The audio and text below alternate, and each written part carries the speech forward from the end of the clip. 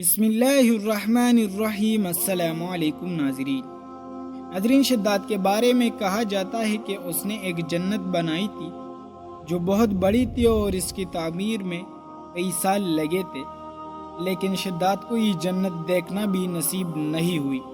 تاریخ کی کتابوں میں شداد کا واقعہ تواتر کے ساتھ بیان کیا گیا ہے۔ آج کی اس ویڈیو میں ہم آپ کو شداد کی جنت سے جڑی روایات اور ان کی حقیقت کے بارے میں بتائیں گے۔ ناظرین، شداد کے بارے میں مشہور ہے کہ وہ قوم عاد کا بادشاہ تھا۔ اس قوم کی طرف حضرت ہود علیہ السلام کو بھیجا گیا تھا۔ اللہ تعالیٰ نے اس قوم کو غیر معمولی قد و قامت اور قوت عطا فرمائی تھی۔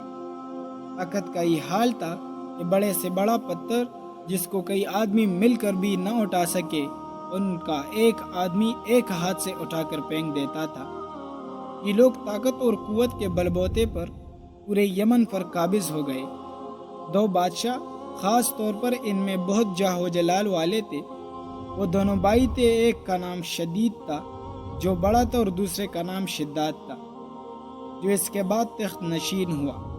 یہ دونوں وسیع علاقے پر قابض ہو گئے اور بے شمار لشکر و خزانے انہوں نے جمع کر لیے تھے۔ شداد نے اپنے بھائی شدید کے بعد سلطنت کی رونق و کمال کو عروج تک پہنچایا۔ اس دور میں کسی بادشاہ میں اتنی جرت اور طاقت نہیں تھی کہ اس کا مقابلہ کر سکے۔ اس تسلط اور غلبے نے اس کو اتنا مغرور اور متکبر کر دیا کہ اس نے خدائی کا دعویٰ کر دیا۔ ناظرین، اس وقت کے علماء اور مصلحین نے جو سابقہ انبیاء کے علوم کے وارث تھے اسے سمجھایا اور اللہ تعالیٰ کے عذاب سے ڈرایا۔ وہ کہنے لگا، جو حکومت و دولت اور عزت اس کو اب حاصل ہے، اس سے زیادہ اللہ تعالیٰ کی عبادت کرنے سے کیا حاصل ہوگا؟ جو کوئی کسی کی خدمت و اطاعت کرتا ہے یا تو عزت اور منصب کی ترقی کے لیے کرتا ہے یا دولت کے لیے کرتا ہے۔ مجھے تو یہ سب کچھ حاصل ہے، مجھے کیا ضرورت کہ میں کسی کی عبادت کروں؟ سمجھانے والوں نے یہ بھی کہا کہ یہ حکومت و دولت ایک فانی چیز ہے، جبکہ اللہ تعالیٰ کی اطاعت میں اخروی نجات اور جنت کا حصول ہے، جو دنیا کی ہر دولت سے بہتر اور زیادہ قیمتی ہے۔ اس نے پوچھا، یہ جنت کیسی ہوتی ہے؟ اس کی تعریف اور خوبی بتاؤ۔ نصیحت کرنے والوں نے جنت کی وہ صفات جو انبیاء کرام کی تعلیمات کے ذریعے ان کو معلوم ہوئی تھی اس کے سامنے بیان کی۔ اس نے کہا، مجھے اس جنت کی ضرورت نہیں، ایسی جنت تو میں دنیا میں بھی بنا سکتا ہوں۔ ناظرین، اس دن سے شداد کی مسلسل یہ کوشش رہی کہ وہ ایک ایسا شہر تعمیر کرائے جو ہر لحاظ سے جنت جیسا ہو۔ اس نے اپنے بانجے ضحاک کو، جو ایران کا حاکم تھا، اسے کہا کہ جتنا سونا اور چاندی تمہارے پاس جمع ہے وہ فوراً میرے پاس بھیج دو۔ ضحاک نے ایسا ہی کیا۔ شداد نے پورے ملک میں اپنے کارندے روانہ کیے جو بہت بڑی مقدار میں سونا چاندی جمع کر کے لائے۔ شداد نے جنت بنانے کے لیے ملک شام میں ایک صحت افزا مقام کا انتخاب کیا اور ماہر معماروں کے ذریعے وہاں ایک مضبوط اور مستحکم فصیل تعمیر کرائی، جس کے اندر سونے اور چاندی کا محل تعمیر کرایا اور اس کی دیوار کو قیمتی جواہر سے سجایا۔ ناظرین، اس نے شہر کے وسط میں ایک ایسی نہر بنوائی جس کے پانی میں سنگریزوں کے بجائے ہیرے جواہرات بہتے تھے۔ سونے کے ایسے درخت لگوائے جن کے خوشبو میں مشک و عنبر بھرا گیا تھا۔ جب ہوا چلتی تو مشک و عنبر کی خوشبو پورے شہر میں پھیل جاتی۔ ناظرین، بیان کیا جاتا ہے کہ شداد نے محل کے چاروں طرف سونے کی اینٹوں سے 12,000 کمرے تعمیر کرائے اور ہر کمرے کو یاقوت اور ہیرے جواہرات سے مزین کیا گیا۔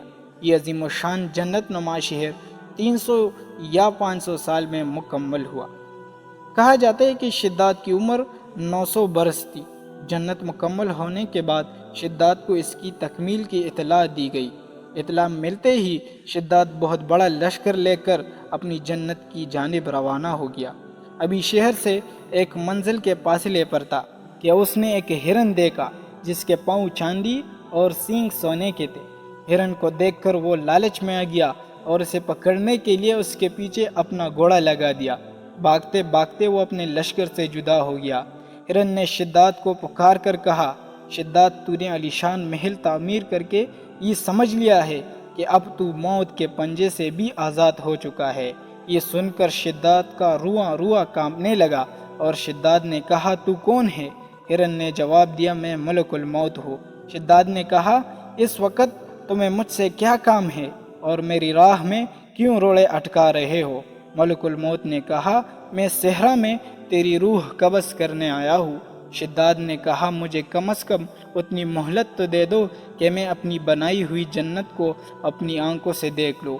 ملک الموت نے اجازت نہ دی، چنانچہ شداد گھوڑے سے گرا اور مر گیا۔ اس کے لشکر نے ایک آسمانی چنگاڑ سنی تو پورے کا پورا لشکر ختم ہو گیا اور جنت جانے کے بجائے ملک عدم پہنچ گیا۔ ناظرین، شداد کے جنت کے بارے میں یہ بھی مشہور ہے کہ وہ دنیا میں موجود ہے مگر انسان کے نظروں سے اوچھل ہے۔ اس سلسلے میں ایک واقعہ حضرت امیر معاویہ رضی اللہ تعالیٰ عنہ کے دور سے منسوب کیا جاتا ہے۔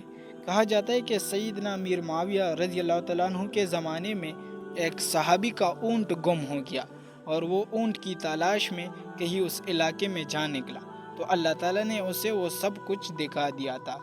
وہ صحابی وہاں کی کوئی نشانی بھی ساتھ لایا تھا۔ اس صحابی نے یہ واقعہ امیر معاویہ کے پاس بیان کیا۔ انہوں نے کافی تلاش کرایا مگر کسی کو جنت نہیں ملی اور اس جنت کو اللہ تعالیٰ نے پوشیدہ کر دیا۔ ناظرین، اسی امید کے ساتھ اجازت دیجیے کہ آپ کو ہماری ویڈیو پسند آئی ہوگی۔ ملتے ہیں بہت جلد ایک نئی تاریخی تحقیقی اور معلوماتی ویڈیو کے ساتھ۔ دیکھتے رہیے اسلامک انفارمیشن۔